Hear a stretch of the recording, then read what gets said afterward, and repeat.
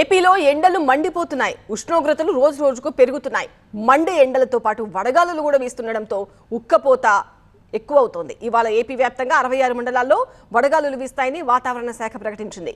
పెరుగుతున్న ఉష్ణోగ్రతలతో జనం ఇళ్ల నుంచి బయటకు రావాలంటేనే భయపడిపోతున్నారు. ఏపీలోని ఎండల తీవ్రతపై మరింత సమాచారం టీవీ9 కరెస్పాండెంట్ శివకుమార్ అందిస్తారు.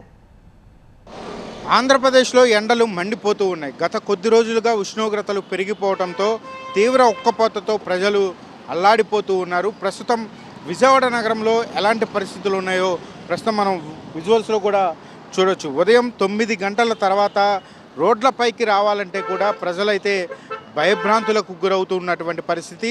రాష్ట్ర వ్యాప్తంగా కూడా అత్యధికంగా ఉష్ణోగ్రతలు నమోదవుతున్నాయి. కాబట్టి ప్రజలు అప్రమత్తంగా ఉండాలంటూ కూడా అధికారులు కూడా సూచనలు జారీ చేస్తూ ఉన్నారు. ఈరోజు రాష్ట్ర వ్యాప్తంగా కూడా చూసుకుంటే పలు మండలాల్లో అత్యధికంగా మీతో పని చేసినందుకు చాలా సంతోషంగా ఉంది. మీరే బెస్ట్ బాస్. ఇప్పటి వరకు మేనేజర్గా ఉన్నాను, ఇప్పుడు బాస్ అవుతాను. ఎలా బాస్ వాలా బాస్ వాలా బీ ద బాస్. వడగాలులు వీచే అవకాశం ఉంది. కొన్ని మండలాల్లో స్వల్పంగా వడగాలులు వీచే అవకాశాలు ఉన్నట్లుగా కూడా అధికారులు చెప్తూ ఉన్నారు. ప్రస్తుతం విజయవాడ బందర్ రోడ్లో ఎండ తీవ్రతకి వాహనాల సంఖ్య కూడా కొంత తగ్గిందని చెప్పుకోవచ్చు. ప్రస్తుతం మనం విజువల్స్లో కూడా చూస్తూ ఉన్నాం. కొంతమంది లేడీస్ కూడా వాహనాల మీద ట్రావెల్ చేస్తూ ఉన్నారు. వారితో మాట్లాడే ప్రయత్నం చేద్దాం.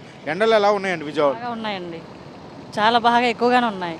ఎలాంటి ఇబ్బందులు పడుతూ ఉన్నారు ఈ ఎండ తీవ్రత వల్ల? ఎండ తీవ్రత అంటే బాగా వేడిగా ఉండడం వల్ల ఇళ్లలో కూడా ఉండలేకపోతున్నాం. అసలు రోడ్ల మీద కాదు కానీ ఇంట్లో కూడా అసలు ఉండలేకపోతున్నాం. బాగా వేడిగా ఉన్నాయి.